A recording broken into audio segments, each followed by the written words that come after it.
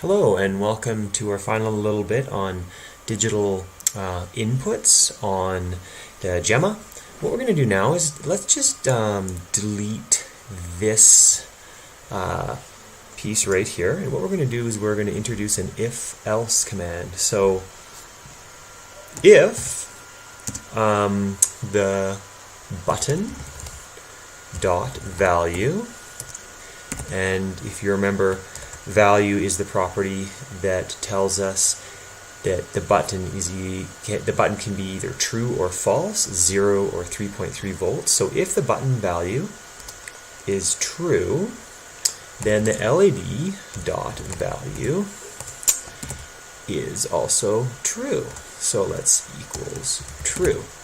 And let's add something else in here. So let's type a print. What this is going to do, and I'll just print button is pressed. And don't forget the parentheses there. What this is going to do is in the REPL, you can see it says REPL right here, this is the read, evaluate, print, and loop down on the bottom here. And actually I've had it open here, so I'm just going to close it. So I'll start it again. And this is the serial console, so what this does is reads information off of your Gemma and places it down here for you to see in real time.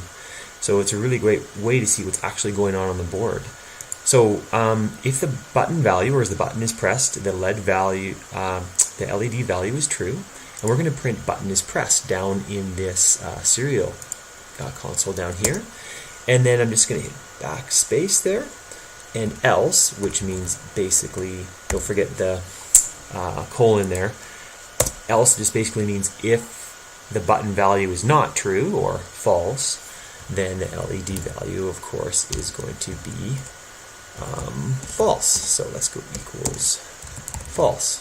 Oops, I think I did a minus instead of an equals there. False. Okay, so what we're going to do is we're going to try this out. So what you want to do is let's just save that file.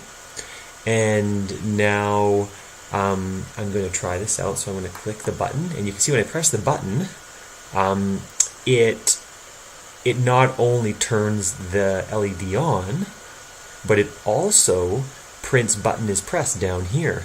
Right now the button is not being pressed, so if we go back to our little diagram here, so the button right now is not being pressed, so there's no current running through here.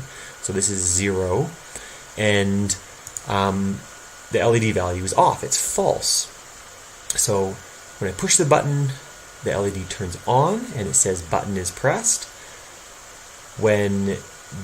Or if it's false, or the button is not being pressed and there's no current going to it, the LED value is false. So yeah, there's just a little if-else loop and a little introduction into the REPL right here. Hopefully these tutorials have been helpful, and these tutorials I've done here are just all based off Tony D's amazing tutorials from Adafruit, and I've just sort of cut them down a little bit just so they can be used in my class.